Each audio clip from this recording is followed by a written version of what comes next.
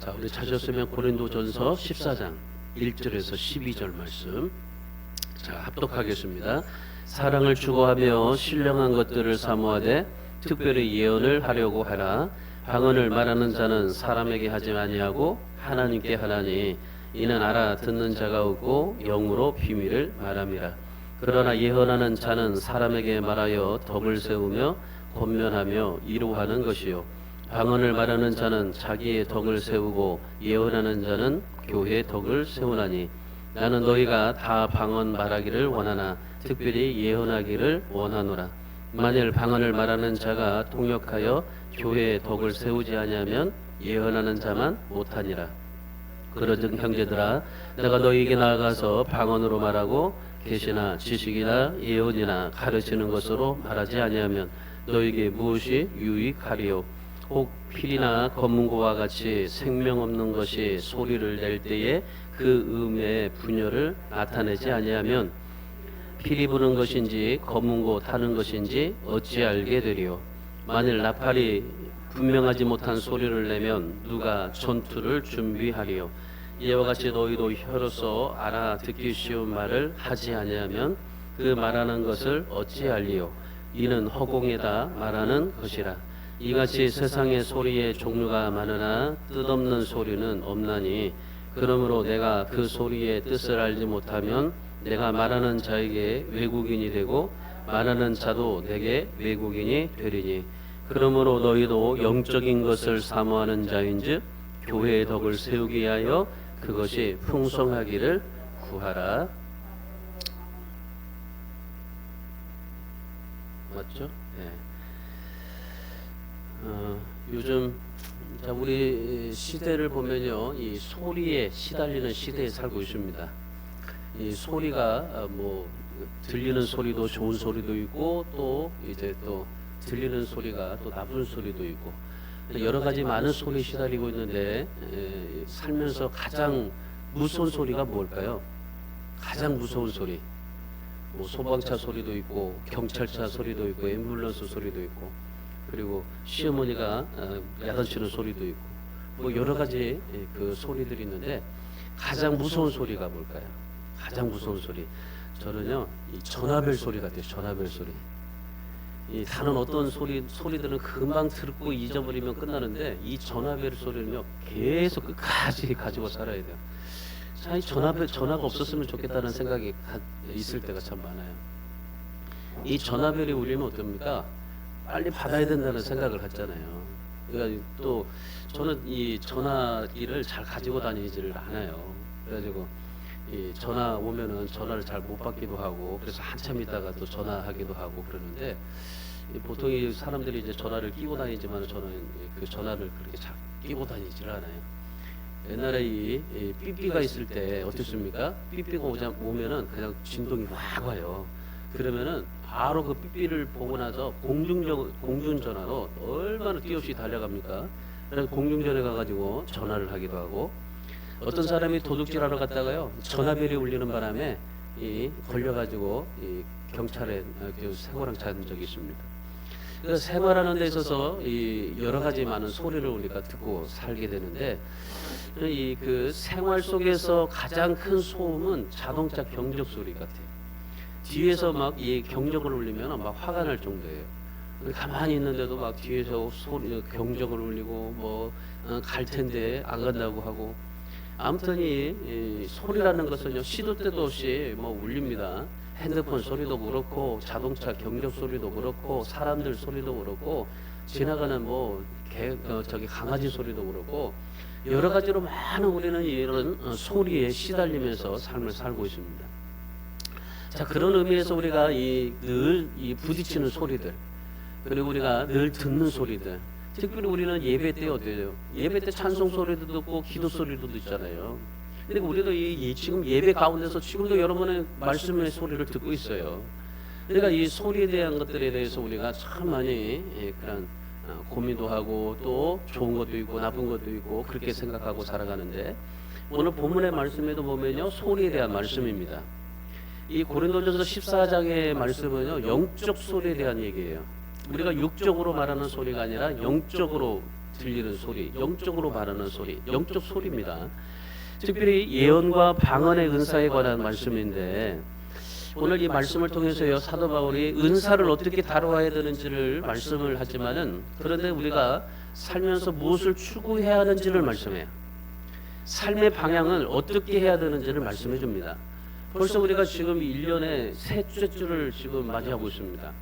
벌써 세 번째 주를 세 번째 주를 지금 맞이하고 있는데 여러분 이 연초에 여러분이 생각했던 계획과 목표가 있었을 거예요. 내가 생각한 목표, 내가 계획한 추구하는 것들 여러 가지 많은 것들이 있었을 텐데 여러분이 또한 기도 제목에 저한테도 이런 여러 가지 많은 기도 제목을 줬습니다. 그거 가지고 제가 이제 새벽마다 기도를 하는데 여러분 이 우리가 가지고 있는 영적인 목표나 그리고 우리의 인간적인 모든 그런 추구하는 것들 이런 것들이 참 많은데 이러한 것들에 대해서 우리가 무엇을 추구하면서 살아가고 있는지 그리고 내 삶의 바른 방향이 내 삶의 방향을 바르게 하려면 어떻게 해야 되는지 오늘 말씀을 통해서 해주고 있는데 이 영적인 문제를 지금 다루고 있습니다. 특별히 은사 문제. 이 은사 문제라고 하면요, 이 교회에서 특별히 두 가지 극단적인 교회 안에 그런 이 입장이 존재합니다. 하나는 어떤 거냐면요, 형식주의. 이것을 무슨 말이냐면 이성주의라고 그래요. 그러니까 이걸 뭐냐면은 머리로만 아는 신앙.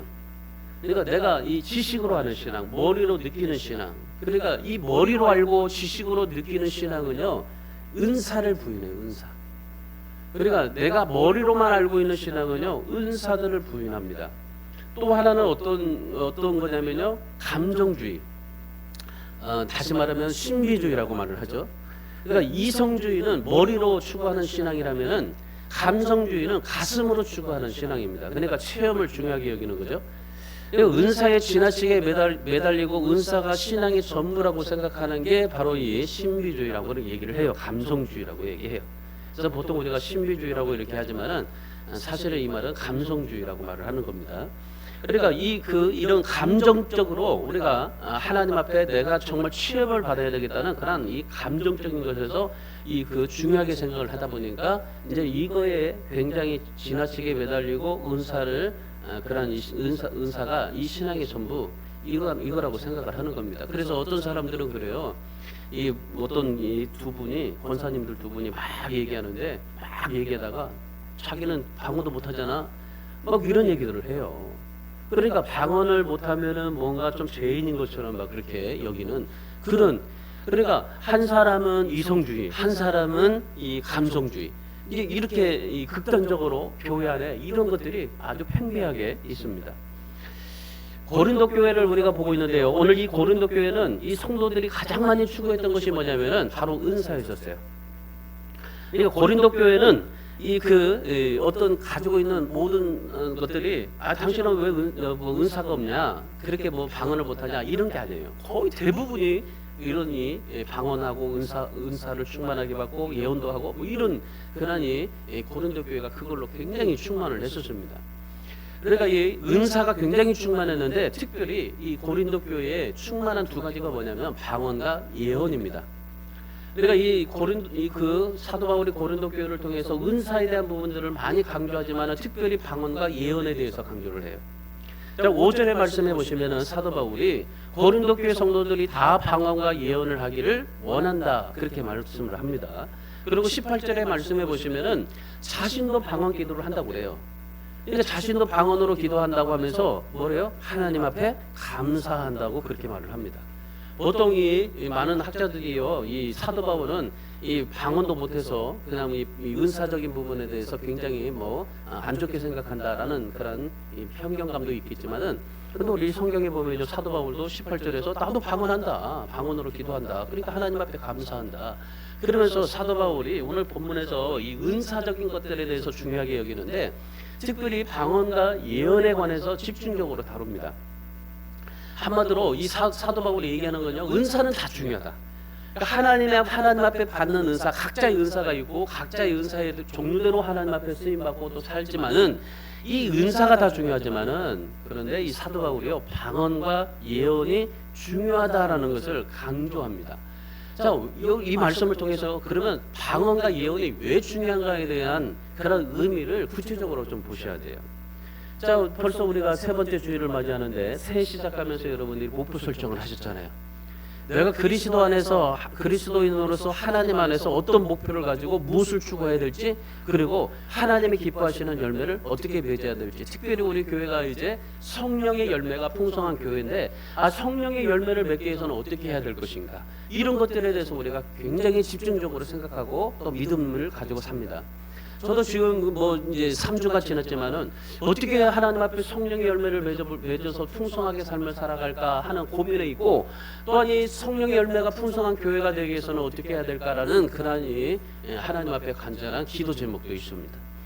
여러분, 이 모든 것들이 가지고 있는 은사적입니다. 그러니까 올해 제가 여러분들에게 있어서 어떻게 은사를 좀 개발시켜주고 은사에 대해서 어떻게 하나님 앞에 쓰임받게 될 수 있는가라는 것을 좀 고민하면서 제가 기도하고 있는데, 그럼 하나님이 기뻐하시는 열매를 맺기 위해서 어떻게 해야 되나, 그리고 어떤 목표를 추구하면서 살아야 되나. 오늘 이 사도 바울이 이 고린도 교회를 향해서 인생은 신앙생활할 때 어떤 목표를 가지고 어떻게 추구하면서 삶을 살아가는가라는 것을 아주 중요하게 여기는데, 고린도 교회에 이 세 가지의 이 사도 바울이 얘기하면서 이 세 가지를 추구하라고 얘기를 해요.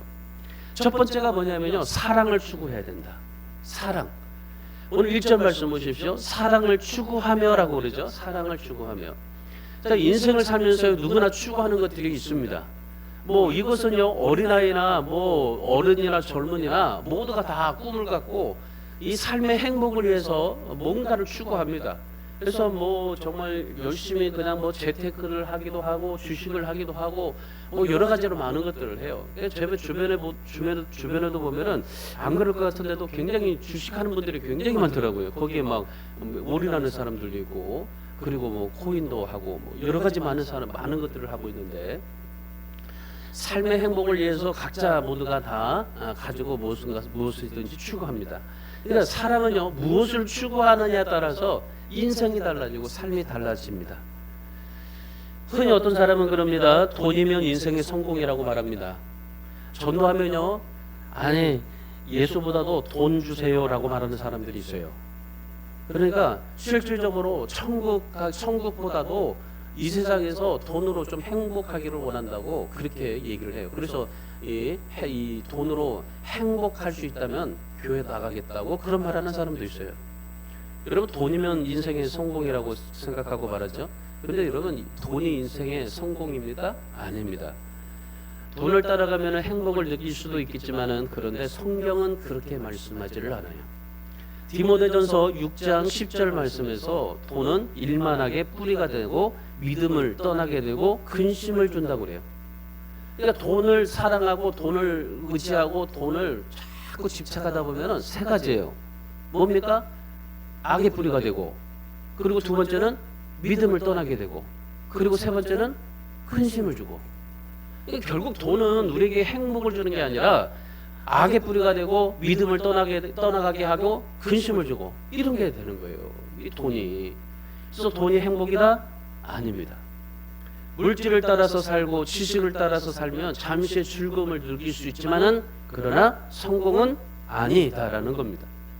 사도 바울은요, 인생의 행복은 돈이 아니라 어디에 있다라고 말하냐면요, 이 사랑에 있다라고 말해요. 사랑에 있다. 그래서 사도 바울이요, 고린도전서 8장 4절에서 이렇게 말합니다. 하나님을 사랑하면 그 사람은 하나님도 알아주시느니라. 하나님을 사랑하면요, 그 사람은 하나님도 알아주신대. 그러니까 하나님을 사랑하면은 하나님을 알아주신다는 거예요. 문 좀 잠깐 좀 열어주세요. 저기가 꺼졌네. 공기가 좀 탁하니까 문만 좀 열어주세요.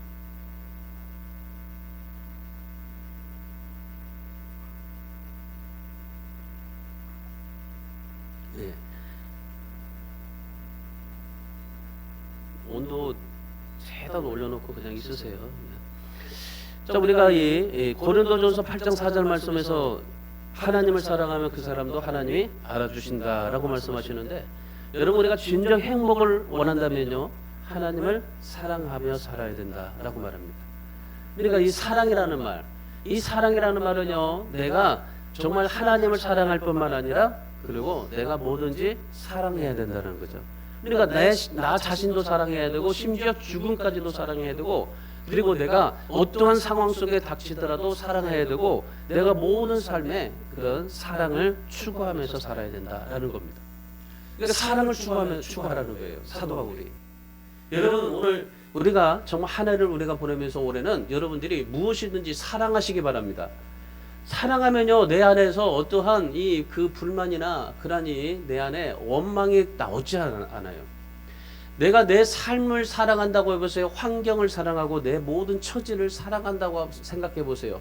사랑하니까 안타까워할 수밖에 없어요. 그러니까 여러분 우리가 사랑을 추구하면서 사십시오.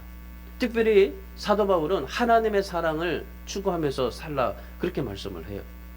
그러니까 이 하나님을 사랑하는 거 굉장히 그것이 인생의 행복을 원한다는 건데 여러분 이 카타르시스라는 말이 있습니다. 카타르시스 욕구 해소라는 뜻인데 사람이 살다 보면요 마음속에 크고 작은 불만들이 생겨요. 욕구 불만을 쏟아내지 않으면 병이 생겨요. 그래서 이 세상 사람들은요 이 욕구를 쏟아내기 위해서 욕구 불만을 쏟아내기 위해서 뭘 즐기냐면요 그 카타르시스를 즐긴다고 그래요. 그래서 술을 마셔요. 그리고 굉장히 막 욕을 많이 해요. 욕하는 사람들 있죠. 이 지나가다가 보면은 막 욕을 하는 사람들이 있어요. 그 욕하는 사람들이 선천적으로 태어나서 천박해서가 아니에요. 자기 그 욕구 불만을 욕으로 풀어내는 거예요. 막 욕을 하는 거 엄청나게 욕을 하는 거예요. 여자들 욕하는 거 보세요. 얼마 전에 저한테 어떤 여자분이 그 술 한잔 마시고 전화 왔는데 막 욕을 해요. 요즘에 여자분들이 왜 이렇게 나한테 술 마시고 나한테 전화하는지 모르겠어요. 막 욕을 하는데 얼마나 욕을 잘하는지 아주 욕도 아주 구수하게 막 쭈르르르 해요. 근데 들어보니까 이게 욕이 아닌 것 같아요. 욕은 뭔가 들으면은 이게 좀 열받쳐야 되는데 이 욕을 들어보니까요 굉장히 막 욕을 막 청산유수같이 해요. 근데 딱 보니까요 그 욕으로 자기의 그런 모든 가지고 있는 욕구 불만을 토해내는 거예요. 그러니까 이 사람들마다 다 다릅니다. 그래서 세상 사람들은 술을 마셔서 욕을 하고 노래방에 가서 소리를 지르고 그렇게 스트레스를 풀기도 합니다. 세상 사람들은 그렇게 푸는데 그러면 그리스도인들은 어떻게 풀어야 될까요? 그리스도인들 똑같이 세상 사람들과 술 마시고 욕하고 노래방에 가서 열심히 그냥 소리 지르면서 그렇게 풀어야 될까요? 오늘 이 사도 바울은 그 카타르시스를 느끼는데 그리스도인들은 예배를 통해서 느끼라고 그래요. 예배 가운데 하나님을 만나서 상처가 치유되고 찬양을 부르면서 불만이 사그라지고 기도하면서 흘리는 눈물로 분노가 사라진다고 합니다. 그러니까 우리가 예배를 통해서 그러한 이 카타르시스를 느끼라고 하는데 중요한 것은 뭐냐면요. 내가 사랑하는 마음이에요. 사랑하는 마음. 그러니까 사랑하면 하나님께서 그에게 은혜를 베풀어 주신다고 하잖아요. 그러니까 사도 바울이 세상의 카타르시스를 느끼지 말고 영적인 카타르시스를 경험하라. 그게 이 사도 바울이 오늘 이 고린도 교회의 성도들에게 지금 얘기하고 있는 중요한 그런 말씀입니다. 그러니까 사도 바울이 지금 말하고자 하는 것은요. 마음껏 노래하고 술 마시고 춤을 추는 것도 필요하겠지만은 그런데 그리스도인들은 세상 사람들과 달리 하나님 앞에 나가서 은혜 받고 마음껏 울고 마음껏 기도하고 그리고 마음껏 찬양하고 그리고 하나님 앞에 기도하라 하는 거였었어요. 그래서 사도 바울이 이 교회 안에서 뭐 하는 거예요? 영적으로 방언도 하고 예언도 하고 그래서 마음껏 그런 하나님 앞에서 그렇게 이 카타르시스를 느껴라 하는 건데 결국 이 사도 바울이요 이 말하는 것은 바로 그겁니다. 사랑하라는 거예요. 사랑을 추구하라는 거예요. 모든 것을 사랑을 추구해라. 고린도 교회 안에 그러니 이런 은사적으로 모든 게 충만하다 보니까 어떻게 해요? 그 은사만을 가지고 그냥 모든 것을 얘기하는 거예요. 그러니까 그 은사만을 가지고 얘기하다 보니까 특별히 그 방언과 예언 이것이 굉장히 고린도 교회 안에 굉장히 많았었어요. 사람들이. 근데 그런 것들을 이렇게 추구하다 보니까 그 안에 뭐가 없어요? 사랑이 없는 거예요. 사랑. 그러니까 사도 바울이 그런 은사적인 것에서 중요한 게 첫 번째로 얘기하는 게 사랑이다라는 것이에요. 사랑. 그러니까 이 사랑. 그리고 오늘 여러분 올해 여러분이 무엇을 추구할지는 모르겠지만은 오늘 여러분이 뭐 추구하는 것들이 있을 겁니다. 그런 여러 가지 추구하는 것들 있겠지만은 그런데 오늘 사랑을 추구하면서 살아갈 수 있기를 주님의 이름으로 축원합니다. 그래서 뭐든지 사랑하세요. 나도 사랑하세요. 그리고 옆에도 사랑하고 그리고 교회도 사랑하고 하나님도 사랑하고 모든 것을 사랑하기로 사랑을 추구하면서 살기로 결심하십시오. 무엇보다도 정말 하나님을 사랑하는 열심이 특심이 되셔서 하나님을 참 많이 사랑하셔가지고 하나님께서 뭐라고 하세요? 하나님을 사랑하면 나도 그 사람을 하나님이 아신다고 하잖아요. 그러니까 하나님을 사랑하셔서 하나님께서 여러분을 아시고 여러분의 모든 것들 가운데 하나님이 해결해 주시고 응답해 주시고 기적을 주시고 축복해 주시는 그런 하나님의 놀라운 능력과 은혜를 체험할 수 있기를 주님의 이름으로 축원합니다. 그래서 첫 번째로 여러분이 추구해야 될 거 사랑하며 살기로 사랑을 추구하며 살기를 주님의 이름으로 축원합니다. 두 번째, 신령한 것을 사모해라. 신령한 것을 사모해라. 신령한 것을 추구하라고 하죠. 자, 1절 말씀을 다시 보십시오. 사랑을 추구하고 그 다음에 뭐라고 그래요? 신령한 것들을 사모하되 특별히 예언을 하려고 하라 그래요. 아니 내가 뭔데 어떻게 예언할 수 있을까라고 생각을 하죠.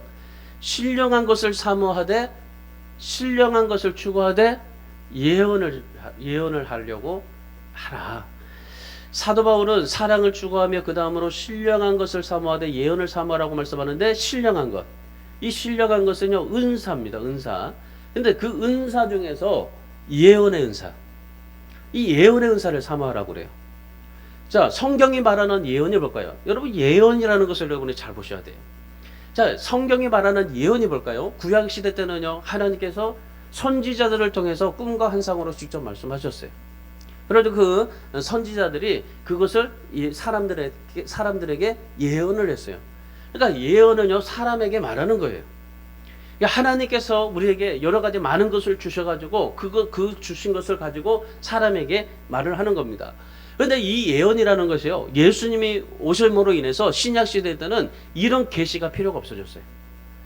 예수님이 오시기 전까지는 그런 선지자를 통해서 꿈과 환상으로 말씀하시고 그런 하나님께서 계시를 주셔서 예언도 하시고 이렇게 하셨는데 근데 예수님이 오셔서는 그게 필요가 없었어요. 왜냐하면 이 하나님의 말씀이 예수님이 오심으로 완성이 되었기 때문이에요. 이 완성이 되어서 이제는 이 하나님의 말씀으로만 충분했기 때문에 계시가 없어졌던 거예요. 그러니까 요한계시록 22장 19절 말씀해 보시면은 만일 누구든지 예언의 말씀에서 더하거나 빼거나 제하여 버리면 천국에서도 제하여 버리시겠다고 합니다. 여기 뭐라고 그래요? 예언의 말씀이라고 그래요. 그러니까 이 말씀이 뭐라는 거예요? 예언이다. 그러니까 예언은 말씀이다라는 겁니다.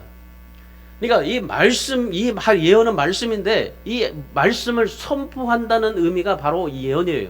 그러니까 이 지금 고린도 교회에 지금 사도 바울이 말하고 있는 특별히 예언을 하려고 하라 하는 것은요. 이걸 원문적으로 살펴보면 말씀을 선포하라고 하시는 거예요. 말씀을 선포하라. 말씀을 선포한다라는 그런 의미입니다. 여러분 설교도 지금 뭡니까? 예언입니다. 지금 말씀을 선포하고 있잖아요. 지금 여러분은 예언의 말씀을 듣고 있습니다. 그리고 이 성경에서 뭐래요? 요한계시록에서 예언의 말씀을 제하여 버리거나 더하거나 또 빼거나 하지 말아라 그러잖아요. 그러면은 예언의 말씀에서 더하거나 빼버리면은 뭐라고 해요? 거룩한 성에 참여하는 것을 내가 제하여 버리겠다. 그러니까 예언은요 말씀을 그대로 선포하는 겁니다. 믿고 선포하는 겁니다.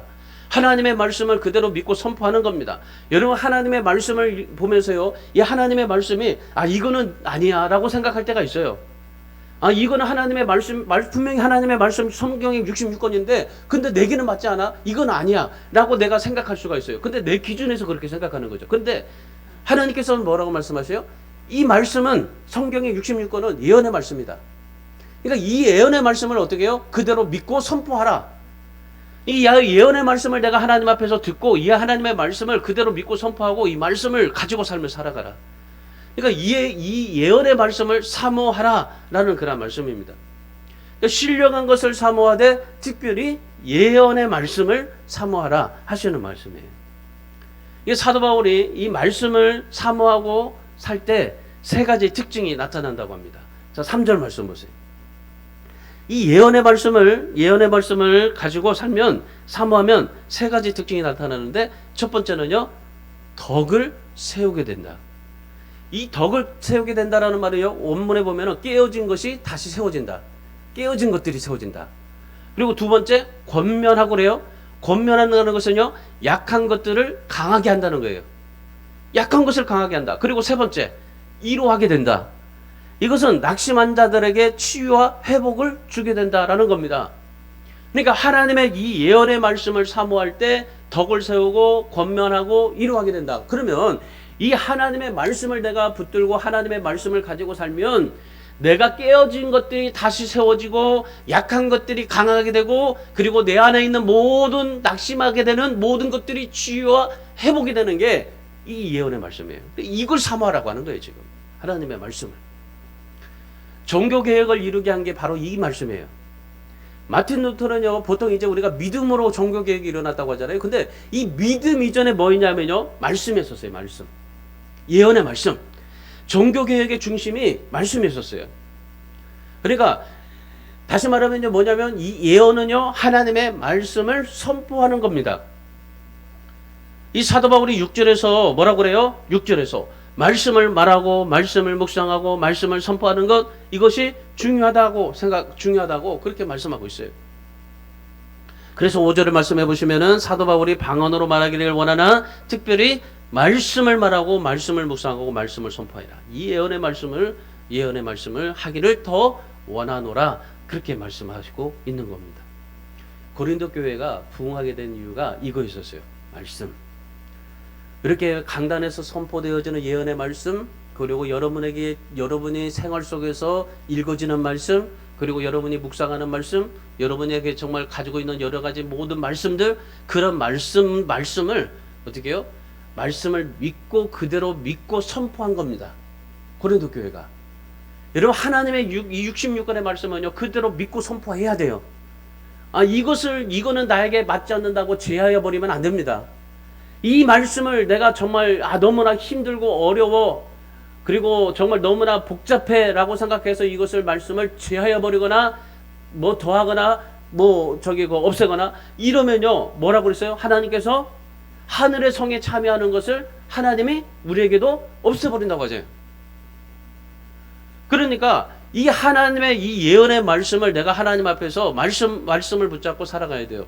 그러니까 고린도 교회가 이 하나님의 말씀을 붙잡고 하나님 앞에 삶을 살았어요. 그러니까 하나님의 말씀을 그대로 믿고 그대로 선포하고 살았던 겁니다. 여러분, 우리 교회도 마찬가지입니다. 이 하나님의 말씀이 여러분의 그런 교회도 마찬가지고 여러분의 인생과 가정과 직장 모든 삶 속에서 말씀이 끊어지지 않기를 바랍니다. 근데 중요한 건 뭐냐면요, 말씀을 선포하는 거예요. 믿고 선포하는 거예요. 오늘 사도 바울이 얘기하는 중요한 메시지는 그겁니다. 하나님의 말씀을 그대로 믿고 선포해라. 그러니까 하나님의 말씀을 그대로 믿고 순종해라. 그 말이에요. 그러니까 고린도 교회가 그 말씀 그대로 믿고 선포하고 순종했더니 예배 때마다요, 가정에서, 삶 속에서 언제든지 하나님의 말씀이 믿고 선포되고 순종하니까 고린도 교회가 부흥하게 되었던 거예요. 어제 남동구 기독교 연합회 이취임식이 있었습니다. 회장 이취임식이 있었는데, 이제 그 점심 식사를 하고 잠깐 좀 커피를 마시면서 이제 목사님들과 얘기를 하는데 충격적인 말을 들었어요. 인천에 아주 큰 교회랍니다. 4개 교회가 이제 그 금요 예배를 목요 예배로 바뀌었답니다. 금요일부터 이제 연휴가 시작되니까. 그러니까 이 연휴가 시작되니까 금요일 날부터 이제 사람들이 나가고, 그래서 예배에 사람들이 안 나와서 목요 예배로 바꿨다는 거예요. 그리고 저녁 예배 안 나오니까 오전 예배로 수요일 날 금요 예배를 오전 예배로 바꾸고. 그러니까 그렇게 4개 교회가 이제 금요 예배를 목요 예배로 바뀌었다고 당회에서 결정을 했대요. 여러분 한번 참 정말 우리가 생각해 보세요. 여러 가지 환경과 여러 가지 여건과 많은 것을 통해서 우리가 이 말씀이 사라져가고 있어요. 교회 안에서도 말씀이 사라져가고 있고, 지금 코로나로 인해서요, 진짜 우리 그 교회가요, 새벽 예배, 수요예배, 금요 예배 안 드리는 교회가 너무 많아요.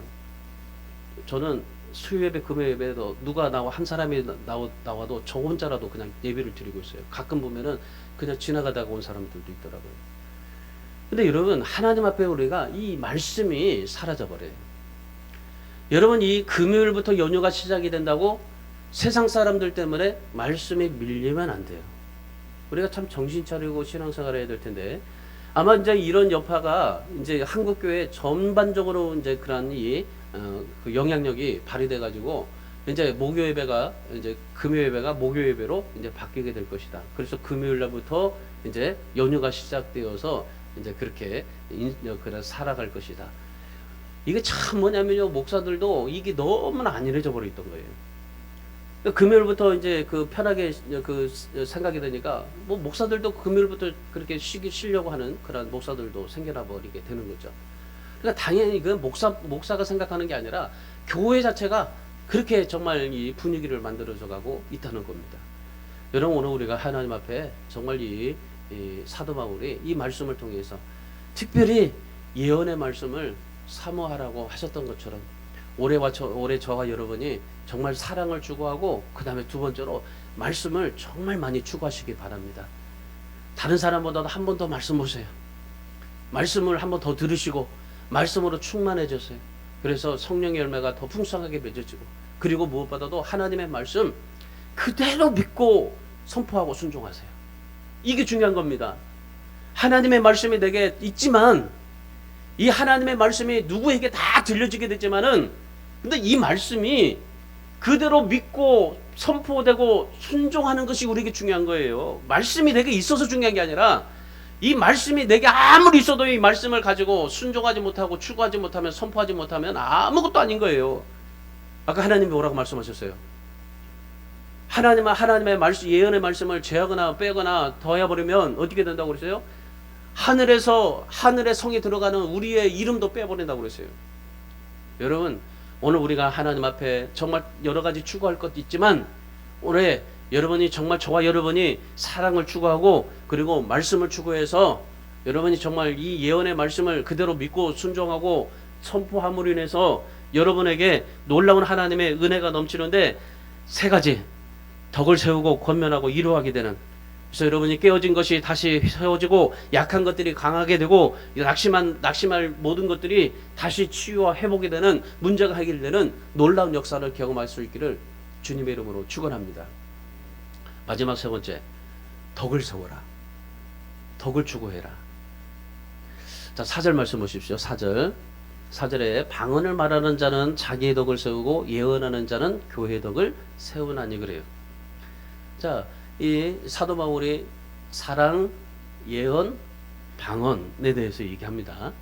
자, 사실 방언의 은사는요, 초대교회 이후에 오랫동안 없어졌던 은사입니다. 이 사도행전의 오순절에 나타난 방언, 그 놀랍게 하나님이 역사하셨잖아요. 그 방언. 근데 그 방언이요, 뭐 그 사도행전 이후에 그런 방언들이 나타나지를 않았어요. 오늘 이 초대교회의 오순절에 나타난 방언과 그리고 지금 고린도 교회가 하고 있는 방언 달라요. 차이가 있는 거예요. 자, 오순절에 나타난 방언은 일종의 기적입니다. 어떤 기적이었냐면은 사도들이 자기들로 말하는데 듣는 사람들이 다 자기가 태어났던 곳에 그 도시의 그 나라의 방언으로 들려지게 됐던 거예요. 그래서 성령의 역사로 인해서 어뢰의 장벽이 무너졌던 거예요. 그러니까 이런 역사가요, 그 초대교회 이후에 그렇게 거의 나타나지를 않았어요. 근데 우리나라의 조윤규 목사님을 통해서 그런 역사들이 많이 나타났어요.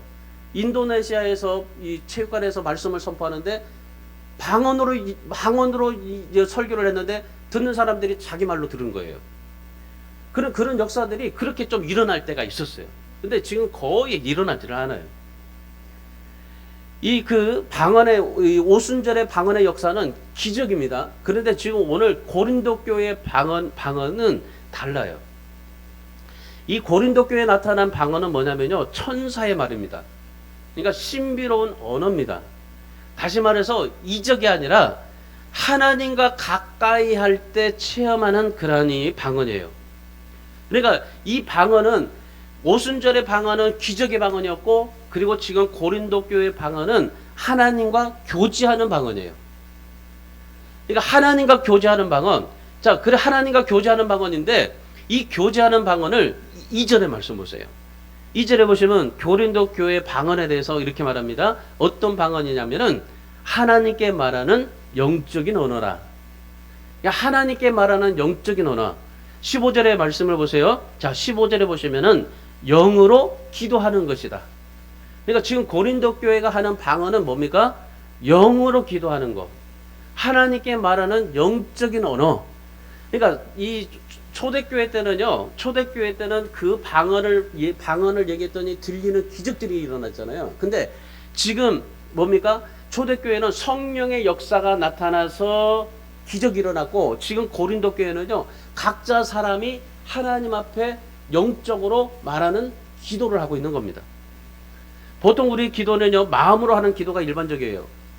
근데 또 다른 기도가 있어요. 무슨 기도? 방언. 그러니까 오순절 방언과 다르다고 그랬죠?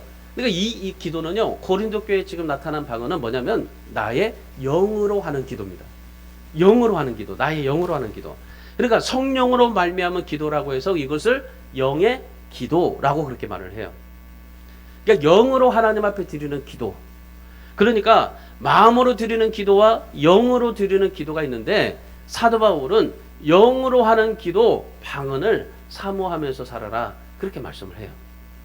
자, 고린도 교회가 방언을 하는데 특별히 나는 방언을 못하는데 뭐 어떻게 방언을 해요? 뭐 그렇게 얘기를 하는데, 근데 여러분, 내가 뭐 뚜뚜따따 뭐 이렇게 한다고 해도 그게 방언이에요. 근데 그 방언의 의미를 여러분이 좀 아셔야 되는데, 뭐냐면 내가 뭐 뚜뚜따따 해서 막 저기 진짜 방언이가 뭐 방언이 저래 라고 얘기하는데요. 근데 뭐냐면요, 고린도 교회도 방언을 할 때 어떤 방언들이 간단한 의미로 사용되었을 뿐이에요. 그들은요, 하나님을 찬양합니다라는 말에 그냥 그 방언이 나온 거예요. 하나님을 사랑한다는 말, 하나님 저는 기쁩니다, 행복합니다, 이런 말들이 방언으로 그들에게 굉장히 많이 퍼졌던 거예요. 그러니까 간단한 방언들이에요. 그들이 가지고 있었던 방언은.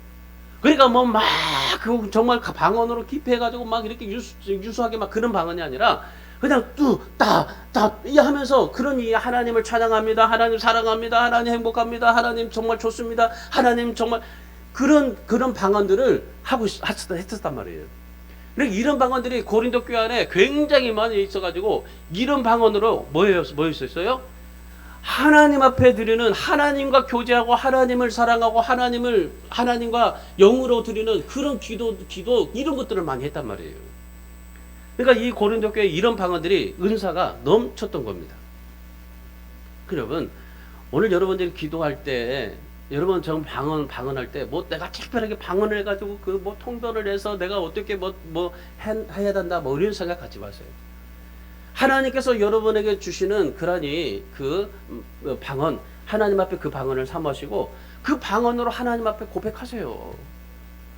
그 하나님 앞에 고백하시면 돼요. 여러분이 하나님 앞에 뭐 뚜뚜 하면은 그 뚜뚜가요, 하나님이 여러분에게 주셨던 그 방언인데, 하나님이 주셨던 그 방언 속에 뭐예요? 하나님 사랑합니다 라는 그런 뜻이 있는 거예요. 그러면은 그 뚜뚜라고 하면요, 하나님 사랑한다는 말 속에서 내가 막 눈물을 흘리고 감사가 되고 기뻐하고 막 이런 것들이 나타나요. 그게 방언이고요. 방언인 거예요. 이런 방언들, 간단한 방언들이요, 고린도 교회에 굉장히 많아져가지고 정말 교회 안에요, 이런 놀라운 하나님의 은혜 역사들이 넘쳤던 겁니다. 올해 여러분이 정말 마음으로 하는 기도도 있어요. 내가 하나님 앞에 드리는 기도, 뭐 얌전한 기도, 뭐 그런 기도도 있겠지만은, 여러분이 하나님 앞에 말하는 기도로 만족할 수도 있지만은, 그런데 여러분 영으로 말하는 이 방언의 기도, 이 기도도 좀 사모하세요. 그래서 하나님 앞에 방언을 달라고 기도하세요. 방언을 달라고 기도하는데 하나님이 여러분에게 이미 주셨을 때도 있어요. 주셨을 때도 있을 것 같은데, 그런데 이거는 방언이 아니다라고 생각해서 여러분이 그냥 무시하고 넘어갈 때가 있었을 겁니다. 뭐 내가 하나님 앞에 기도하는데 하나님 뚜뚜뚜뚜 하는데 이게 무슨 방언이야? 이게 무슨 방언이야? 막 그러면서 생각할 수 있어요. 그런데 그게 방언이에요, 사실은. 하나님께서 여러분에게 주셨던 그 방언인 겁니다. 그러니까 이 하나님 앞에 방언을 달라고 기도하시고, 그리고 정말 내가 하나님 앞에 좀 잃어버렸다면 다시 하나님 앞에 방언을 달라고 기도하시고. 그래서 여러분이 마음으로 느끼는 기도도 중요하지만은 여러분 하나님 앞에서 내가 정말 이 마음으로 드리는 기도, 그리고 그 외에 방언으로 하나님 앞에 영어로 기도하는 그 방언도 우리에게 필요한 거예요. 그래서 하나님 앞에 그 방언을 사모하세요. 여러분 꼭 방언한다고 해서 통역해야 된다? 안 해도 됩니다. 저도 통역 없이 그냥 지금 방언 기도합니다. 왜냐하면 방언 기도하면서 제 마음속에 느끼는 거 있어요. 그래서 내 마음속에 느껴가지고요, 내 마음에서 방언을 기도하다 보면은 내 마음에 느껴서 지금 내가 무슨 기도하고 있는지를 알게 돼요. 방언이 무슨 기도하고 있는지를 알아요. 그래가지고 막 방언을 통해서 하나님 앞에 정말 더 놀랍게 깊이 들어갈 때가 있어요. 여러분 하나님 앞에서 내가 중요한 게, 내가 정말 내 말로 하는 기도도 있지만은, 그러나 방언으로 하는 기도도 하나님 앞에 사모하셔서 그 하나님 앞에 그렇게 하나님과 영어로 교제하는 기도를 좀 할 수 있기를 바랍니다. 중요한 것은 뭐냐면요, 12절 말씀이에요. 12절 방언으로 자기의 덕을 세울 뿐만 아니라 교회의 덕을 세우라, 그렇게 말씀해요. 덕을 세우는데 교회의 덕을 세우라 그래요. 그러니까 방언을 말하는데요, 교회의 덕을 세우라. 그러니까 교회의 덕을 세우기 위해서 풍성히 구하라, 그렇게 말씀해요. 그러니까 방언을 통해서 내 자신의 유익만을 구하는 것이 아니라 교회 유익을 위해서 방언을 풍성히 구하라 말씀하셔요. 그래서 여러분이 개인적으로 덕을 세울 뿐만 아니라 여러분이 개인적으로 축복받는 것도 중요합니다. 그러니까 내가 하나님 앞에 덕을 세우고 축복받는 거, 개인적으로 받는 거 굉장히 중요해요. 여러분 다 축복 받으셔야 돼요. 여러분이 다 은사 받으셔야 되고, 여러분이 하나님 앞에 정말 놀랍게 하나님이 주시는 은혜에 충만하셔야 됩니다. 근데 개인적으로 우리가 하나님 앞에 이렇게 축복받고 살아가는 것도 중요하지만은, 그런데 여러분 개인적인 신앙에서 멈추지 마시고 교회의 덕을 세우고, 더 나아가서는 하나님의 나라의 덕을 세우는 일에 여러분들이 정말 더 열심히 추구하면서 삶을 살아갈 수 있기를 주님의 이름으로 축원합니다. 그래서 마음의 기도의 벽을 뛰어넘어서 방언의 기도를 하세요. 내가 하나님 앞에 마음으로 드리는 기도, 하나님 감사합니다, 조용히 기도하든 뭐 어떤 기도하든 뭐 여러 가지 있겠지만은 그 기도를 뛰어넘어서 방언 기도도 하세요. 7절 8절 말씀 보세요. 표현의 중요성을 세 가지로 말씀합니다. 표현. 그러니까 기도는 표현이에요. 내가 어떻게 하나님 앞에 표현하는가가 기도예요. 그러니까 내가 조용히 말하는 마음으로 기도하는 것도 표현이고, 방언으로 말하는 것도 표현이고, 내가 뭐 찬양하면서 하는 것도 다 표현입니다. 자, 표현의 중요성을 세 가지로 말하는데 7, 8절 보세요. 피리의 독특한 소리가 있고, 검은고의 소리가 있고, 나팔의 소리가 있다고 그래요. 근데 모두가 자기의 소리를 가지고 표현한다고 그래요. 그런데 그 소리가 표현이 분명하지 않을 때는요, 악기 소리가 무슨 유익이 있겠느냐. 그래서 여러분 기도든지 방언이든지 부르짖는 기도든지 여러분 정확하게 표현하면서 기도하세요. 흐지부지 하지 마시고. 그리고 우리 성도들은요, 누가 정말 큰 소리로 부르짖고 기도하고 누가 방언으로 한다면 왜 그렇게 교회 유익이 되지 않게 방언으로 하고 기도할까, 여러분 생각하지 마세요. 그런 생각 버리시고 하나님 앞에 정말 내가 조용하게 기도하든지, 그리고 내가 방언으로 하든지 부르짖어서 기도하든지 그 기도의 표현을 그대로 존중하시고, 그리고 내가 하나님 앞에 표현하시면 돼요. 조용하게 하나님 앞에 표현하면 돼요. 신경 쓰지 마시고, 다른 기도 신경 쓰지 말고 내 기도에 내게 집중해서 하나님과 교제 안에서 그걸 하나님 앞에 표현하면서, 정확하게 표현하면서 그걸 하셔야 돼요. 피리 소리, 검은고 소리, 나팔 소리 다 달라요. 그러니까 다 다르기 때문에 우리가 하나님 앞에서 이 기도는요, 표현되어야 돼요. 표현은 자유다라는 말도 있지만은 기도는요, 각자의 기도로 표현시켜야 돼요. 그래서 여러분 예배 때마다 여러분들이 정말 어떤 기도를 하든지 그 기도의 표현을 잘 하시고, 그리고 또한 교회의 덕을 세우는데 여러분이 그 기도를 쓰임받고 하나님 앞에 사용할 수 있기를 바랍니다. 그래서 정말 올해 여러분이 추구하는 것들이 많겠지만 오늘 이 세 가지 기억하십시오. 사랑을 추구하고, 그리고 예언을 말씀의 예언의 말씀을 추구하고 그리고 방언을 추구하고.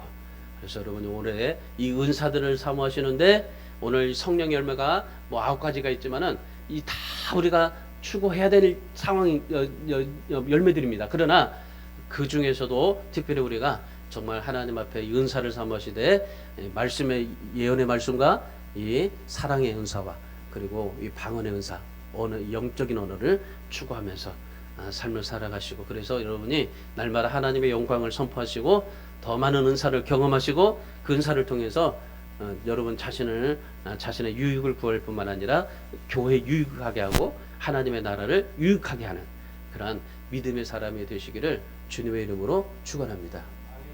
기도하겠습니다.